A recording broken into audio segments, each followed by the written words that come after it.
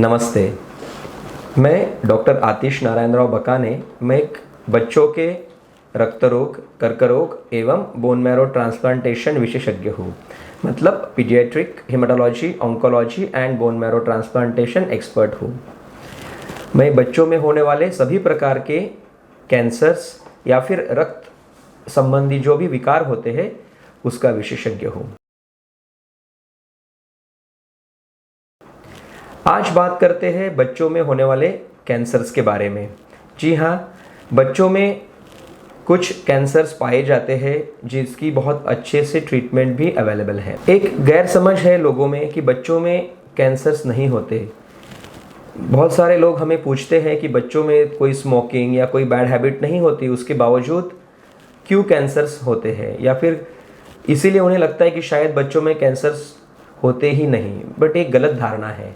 बच्चों में कुछ कैंसर्स पाए जाते हैं जैसे अक्यूट लिम्फोब्लास्टिक ल्यूकेमिया, लिम्फोमा मतलब रक्त संबंधी कैंसर्स, या फिर किडनी कैंसर्स, ब्रेन ट्यूमर्स यानी हमारे जो ब्रेन होता है उसमें कुछ गांठें बन जाना, लीवर का कैंसर, मांसपेशियों के कैंसर, हड्डियों के कैंसर्स, ये कुछ कैंसर्स ज़रूर पाए जाते हैं।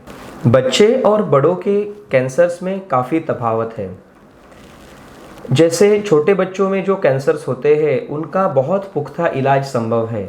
बड़े लोगों में भी कैंसर्स का काफ़ी अच्छा इलाज है, बट बच्चों में ख़ास तौर पर जो कुछ कैंसर्स होते हैं जैसे अक्यूट लिम्फोब्लास्टिक ल्यूकेमिया मतलब ब्लड कैंसर, इसका बहुत ही अच्छा इलाज संभव है। लगभग 80 से 90% बच्चे इससे पूरे लाइफ के लिए ठीक हो सकते हैं, यानी वो अपना पूरा जीवन नॉर्मल तरीके से व्यतीत कर सकते हैं अगर उनका ट्रीटमेंट एक एक्सपर्ट बच्चों के हेमाटोलॉजिस्ट, ऑन्कोलॉजिस्ट से किया जाए। क्या होते हैं बच्चों में कैंसर्स के लक्षण?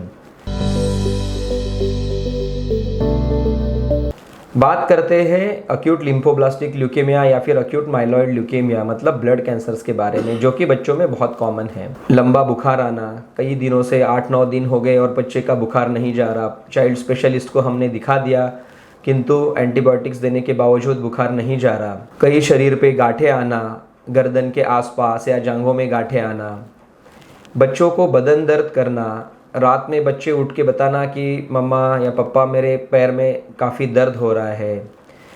शरीर पे कुछ निशान बन जाना जैसे ब्लूइश पर्पल या फिर रेडिश निशान बन जाना, जो जब प्लेटलेट कम हो जाते हैं तो ये सिम्टम्स पाए जाते हैं। ऐसे कई कारण हैं, ऐसे कई सिम्टम्स हैं जो बच्चों के ब्लड कैंसर्स में पाए जाते हैं। ऐसे सिम्टम्स अगर दिखे तो ये ब्लड कैंसर ही है ऐसा ज़रूरी नहीं, बट ये लक्षण दिखने के बाद ज़रूर एक बार छोटे बच्चों को स्पेशलिस्ट से कंसल्ट कर लेना चाहिए कि कोई इशू तो नहीं है। अगर उन्हें कुछ भी लगता है तो हमारे पास यानी एक्सपर्ट पीडियाट्रिक हेमाटोलॉजिस्ट के पास वो भेज देते हैं ताकि उसका अच्छे से डायग्नोसिस हो जाए और डायग्नोसिस होने के उपरांत प्रॉपर ट्रीटमेंट मिल सके। अब बात करते हैं बच्चों के कैंसर्स के ट्रीटमेंट के बारे में। मैंने पहले भी बताया, अगर बच्चों के कैंसर का ट्रीटमेंट अगर आपने expert exclusive paediatric haematologist, oncologist से कराया तो उसका 80 से 90% कैंसर्स जो बच्चों में पाए जाते हैं उनका पुख्ता इलाज संभव है। बच्चे पूरे नॉर्मल लाइफ व्यतीत करने में सक्षम बन जाते हैं। तो क्या होता है बच्चों के कैंसर्स के ट्रीटमेंट में? इसमें कई तरह की ट्रीटमेंट दी जाती है। पहला ट्रीटमेंट होता है कीमोथेरेपी। बात करते हैं ब्लड कैंसर्स की, उसमें कई तरह के ब्लड कैंसर्स होते हैं तो कई तरह की कीमोथेरेपेटिक रेजिमेंट्स होती है हम जो देते हैं। दूसरी चीज़ होती है रेडिएशन थेरेपी। कुछ पेशेंट्स में ही रेडिएशन थेरेपी की ज़रूरत पड़ती है बच्चों में। तीसरा चीज़ होती है बोन मैरो ट्रांसप्लांटेशन यानी अस्थि मज्जा प्रत्यारोपण। कुछ पेशेंट्स जो कैंसर्स काफ़ी हाई रिस्क कैंसर्स होते हैं जिसे हम रिस्क स्ट्रेटिफिकेशन में हाई रिस्क ल्यूकेमियाज बोलते हैं, या फिर कुछ ब्लड कैंसर्स जो कीमोथेरेपी के बावजूद वापस आते हैं, उन पेशेंट्स के लिए या उन बच्चों में अस्थि मज्जा प्रत्यारोपण की ज़रूरत होती है। अस्थि मज्जा प्रत्यारोपण के बाद वो ब्लड कैंसर्स ठीक होने की गुंजाइश फिर से बन जाती है। हमें ये भी प्रश्न हमेशा पूछा जाता है कि बच्चों में जब कैंसर होते या फिर बच्चे या फिर बड़ों में भी कोई कैंसर होता है तो इसकी ट्रीटमेंट काफ़ी खर्चीली होती है। जी हाँ, ये सही है, क्योंकि कुछ दवाइयाँ जो होती है, कीमोथेरेपी थोड़ी महंगी होती है, बट बच्चों में ख़ास तौर पे कई गवर्नमेंट स्कीम्स अवेलेबल है या फिर काफ़ी सारी NGOs है जो हमें इस चीज़ में मदद करती है। तो पैसे नहीं होना कैंसर ट्रीटमेंट के लिए एक एक्सक्यूज़ नहीं है। ऐसा है तो भी आपने एक पीडियाट्रिक हेमेटोलॉजिस्ट या ऑन्कोलॉजिस्ट से मिलना ज़रूरी है, उससे मार्ग निकाला जा सकता है।